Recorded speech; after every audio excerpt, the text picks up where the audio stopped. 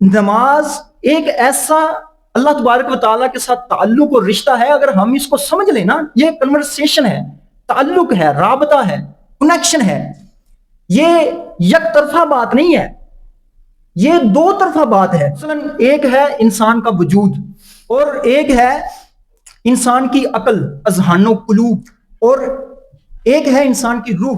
جب انسان وضو کرتا ہے، چہرہ دھوتا ہے، ہاتھ دھوتا ہے، اور پھر بازو دھوتا ہے، پاؤں دھوتا ہے، مسح کرتا ہے، تو یہ ہے انسان کا نماز کے ساتھ وہ تعلق کہ جو جسم کے ساتھ ہے۔ اب جب یہ وضو کر کے کھڑا ہوا مصلی کے اوپر، تو اب اس نے اپنا ذہن حاضر کرنا ہے، سوچ حاضر کرنی ہے، اپنی عقل حاضر کرنی ہے، اور اپنا دل حاضر کرنا ہے کہ اب انسان نیت باندھ کے پورا قلوب و اذہان کو حاضر کر کے کھڑا ہو رہا ہے اللہ کے دربار میں۔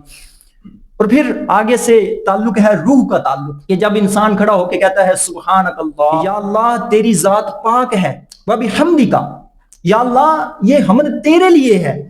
اب یہ جو انسان کلام کر رہا ہے، تو یہ اللہ تبارک و تعالیٰ کے ساتھ یہ خود مخاطب ہو رہا ہے، اور اس کا مخاطب اللہ تعالیٰ کی ذات ہے۔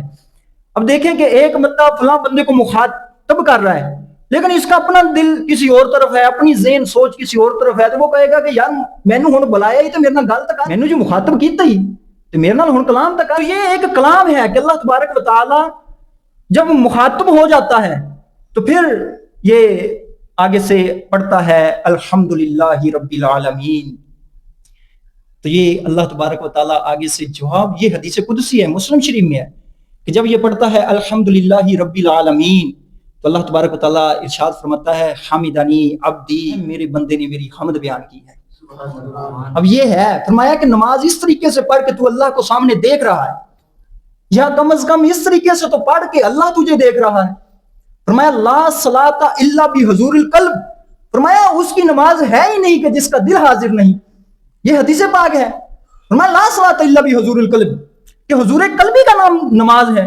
تو اگر نماز میں انسان کا دل ہی کہیں آگے پیچھے گیا ہوا ہے، گھومنے گیا ہوا ہے، اس کی سوچ کہیں وہ منتشر ہے، کہیں اور آگے پیچھے پھر رہی ہے، تو یہ اصل میں تو پھر اپنے وجود کو لے کے آیا ہوا ہے، روح، اور اس کا جو آگے روحانی تعلق تھا نماز کے ساتھ، وہ تو ابھی روح تو اپنی لے کے نہیں آیا۔ تو نماز تو کامل تب ہوگی کہ جب وجود اس کا حاضر ہوگا، جب سوچ حاضر ہوگی، قلب حاضر ہوگا، دماغ حاضر ہوگا، تو پھر ساتھ ساتھ روح بھی اس کی حاضر ہوگی۔ جب یہ پڑھتا ہے الحمدللہ رب العالمین، تو اللہ تبارک و تعالیٰ آگے سے کہتا ہے حمدنی عبدی، میرے بندے نے میری حمد بیان کی۔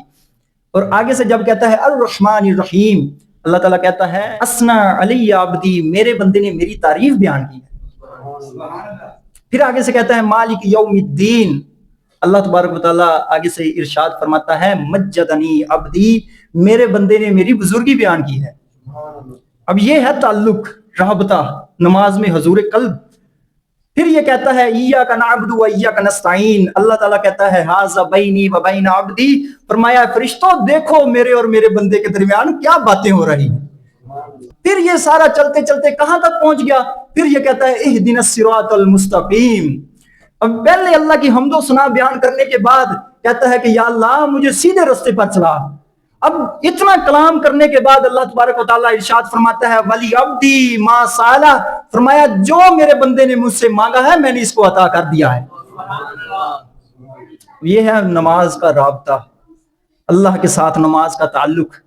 لیکن پڑھ کے چلے جانا اور دل گھاری چھوڑ آنا، روح گھاری چھوڑ آنا، روح کو بھی لے کے آنا ہے، وجود کو بھی لے کے آنا ہے، جسم کو، سارا حضور قلبی کے ساتھ جو بندہ نماز پڑھتا ہے، تو پھر اس کو نماز کی روحانیت، اور پھر وہ جو کہا گیا ہے کہ نماز برائی اور بے حیائی سے روکتی ہے، تو جو اس طریقے سے نماز پڑھتا ہے تو پھر اس کو نماز برائی سے بھی روکتی ہے، بے حیائی سے بھی روکتی ہے۔